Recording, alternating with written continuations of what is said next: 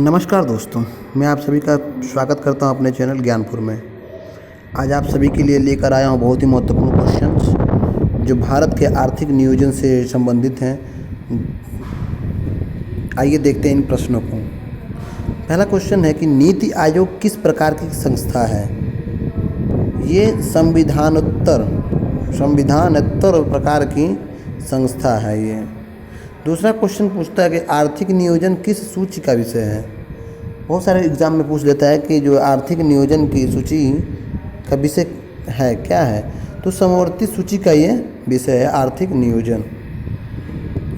जबकि ये क्वेश्चन लगातार कई बार पूछा गया कि 1994 में गांधीवादी योजना को किसने प्रतिपादित किया था? तो श्रीमान जो थे नारायण अग्रवाल जी ने गांधी योजना को क्या कहता है प्रतिपादित किया था। और 11वीं पंचवर्षीय योजना की अवधि क्या है? ये कई तरह से पूछ लेता है कि जो 11वीं पंचवर्षीय योजना थी तो उसका अवधि काल क्या था। तो 11वीं पंचवर्षीय योजना जो थी 2007 से 2012 तक चली थी। माने जनवरी 1/4/2007 से लेकर 31/3/2005 तक। क्योंकि कई बार ये डिटेल जो छोटे छोटे हैं ना, इनको दे सकता है। ये भी दे सकता है कि 1/4/2007 से 1/3/2012, तब भी गलती रहती है 31/3/2012। इतना आपको थोड़ा सा ध्यान रखना पड़ेगा कि ये योजनाएं कब से कब चली थी। भारत में उच्चतम वृद्धि दर किस योजना में रही? जो भारत की उच्चतम जो वृद्धि दर रही वो 11वीं योजना में ही रही है। किस पंचवर्षीय योजना की उच्च प्राथमिकता मुद्रास्फीति को नियंत्रण करने और आर्थिक स्थिति में स्थिरता लाने की थी? चौथी योजना जो थी उसी में ये काफ़ी कामगार रहा स्थिरता लाने के लिए। 8वीं पंचवर्षीय योजना की अवधि कब से कब तक थी? देखिए इसी तरह पूछ लेता है, कई बार ये एग्जाम में पूछ चुका है, तभी मैं आपसे रिपीट कर रहा हूँ क्वेश्चन। 8वीं पंचवर्षीय योजना की अवधि कब से कब थी, समय अवधि उसकी? तो ये 1992 से लेकर 1997 में तक चली थी। गरीबी हटाओ का नारा कौन सी योजना में शामिल किया गया था? गरीबी हटाओ का नारा ये पंचवर्षीय योजना में 5वीं पंचवर्षीय योजना में शामिल किया गया था। जो पंचवर्षीय योजना चल रही है तो किस पंचवर्षीय योजना में? 5वीं पंचवर्षीय योजना में शामिल किया गया था गरीबी हटाओ का नारा। किस पंचवर्षीय योजना के हरित क्रांति को जन्म दिया? क्योंकि ये जो योजना थी तृतीय पंचवर्षीय योजना, उसमें एक नीति बनाई गई जिसके अंतर्गत हरित क्रांति को मतलब एक स्थान पर रखा गया जिससे उसका जन्म माना जाता है। भारत में योजना आयोग का गठन कब हुआ? ये क्वेश्चन बहुत बार पूछ चुके हैं कई सारे एग्जाम में। तो भारत में योजना आयोग का गठन से 1950 दे देता है, लेकिन आगे पूछ सकता है मार्च, तो मार्च 1950 में किया गया था। और सामुदायिक विकास कार्यक्रम का प्रारंभ किस वर्ष किया गया? जो सामुदायिक विकास कार्यक्रम का प्रारंभ किया गया था 1952 में किया गया था। और कौन सी पंचवर्षीय योजना केवल 4 वर्ष के थी? 5वीं पंचवर्षीय योजना थी केवल 4 वर्ष तक ही चली। दूसरी योजना का प्राथमिकता क्या थी? जो दूसरी योजना की प्राथमिकता क्या थी? भारी उद्योग। दूसरी जो योजना चली थी उसमें पंचवर्षीय की, उसमें भारी उद्योग को क्या किया गया था? काफ़ी बढ़ावा दिया गया। 7वीं पंचवर्षीय योजना की अवधि क्या थी? 7वीं पंचवर्षीय योजना की अवधि 1985 से 1990 जान लीजिए। और उद्योग के विकास तथा औद्योगिकरण की रणनीति किस योजना का अंग थी?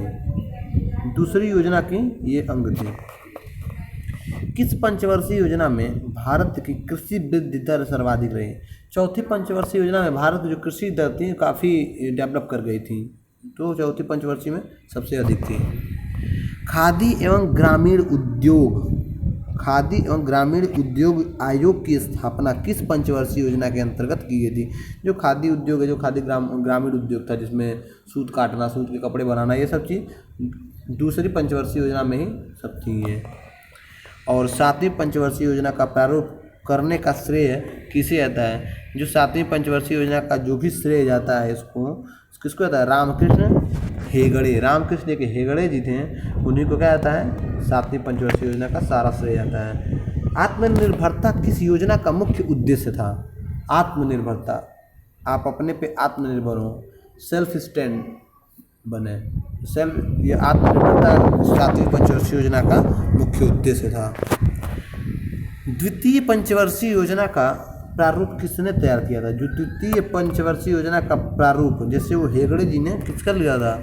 रामकृष्ण हेगड़े जो थे, सातवीं पंचवर्षीय का सारा श्रेय था। और उसी तरह द्वितीय पंचवर्षीय योजना का जो भी प्रारूप था किसका था? पीसी महालनोबिस जी का था। पंचवर्षीय योजना को अनुमोदित करने वाली सर्वोच्च संस्था का नाम, जो पंचवर्षीय योजना को अनुमोदित करने वाली सर्वोच्च संस्था का नाम था राष्ट्रीय विकास परिषद। और द्वितीय पंचवर्षीय योजना किस मॉडल पर आधारित है? द्वितीय पंचवर्षीय योजना थी महालनोबिस मॉडल पर आधारित थे। वित्त आयोग का गठन कितने वर्ष की अवधि के लिए किया जाता है? वित्त आयोग के पंचवर्षीय योजना का मुख्य उद्देश्य क्या है? 12वीं पंचवर्षीय योजना का जो मुख्य इसमें चल रहा है एवं ज़्यादा समावेशी विकास। लेकिन अब ये कोरोना नामक महामारी ले डूब रहा है सबको। केंद्र के बीच वित्तीय वादों के निपटारे हेतु मुख्य एजेंसी का नाम क्या है? वित्त आयोग। वित्त आयोग जो है फाइनेंस मिनिस्टर कौन है इस समय? श्रीमती निर्मला सीतारमण जी हैं। भारतीय पंचवर्षीय योजना की अवधि क्या है? 1/4/2012 से 31/3/2017 तक 12वीं पंचवर्षीय योजना बार बार पूछता है कि 12वीं पंचवर्षीय योजना की अवधि क्या है? 12वीं पंचवर्षीय योजना भाई 12वीं पंचवर्षीय 17 तक है। किस पंचवर्षीय योजना के दौरान आपातकाल लगाया गया था? नए चुनाव हुए थे और जनता पार्टी चुनी गई थी। तो अभी मोस्ट इम्पॉर्टेंट है 5वीं जो पंचवर्षीय योजना थी, उसी में क्या किया था?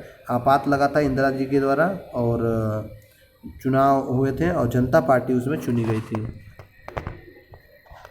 आर्थिक आयोजन किस प्रकार के अर्थव्यवस्था का एक अनिवार्य अभिलक्षण है? समाजवादी अर्थव्यवस्था का एक अनिवार्य लक्षण है। राष्ट्रीय विकास परिषद का गठन किस तिथि को हुआ था? 6 अगस्त 1952 को राष्ट्रीय विकास परिषद की स्थापना हुई थी। और किस योजना काल में सर्वाधिक समृद्धि दर प्राप्त की गई थी? 10वीं योजना में। और अंतर्राष्ट्रीय नियोजन में रोलिंग प्लान की अवधारणा किसके द्वारा लगाई गई थी? जो जनता सरकार द्वारा ये क्या की थी? रोलिंग प्लान की अवधारणा को विकसित किया गया था और लागू किया गया था। किस पंचवर्षीय योजना में भारी उद्योग को प्राथमिकता दी गई थी? यही क्वेश्चन देखिए कितनी बार घुमा घुमा पूछ रहा है। दूसरी पंचवर्षीय योजना में भारी उद्योग वाला पूछता है, दूसरी पंचवर्षीय योजना में मतलब ये क्वेश्चन घुमा फिरा के पूछता है कई बार, इसीलिए मैंने भी आपको कई बार घुमा फिरा के पूछने की कोशिश की है बताने को। देखिए भारत में योजना अवकाश की अवधि क्या थी?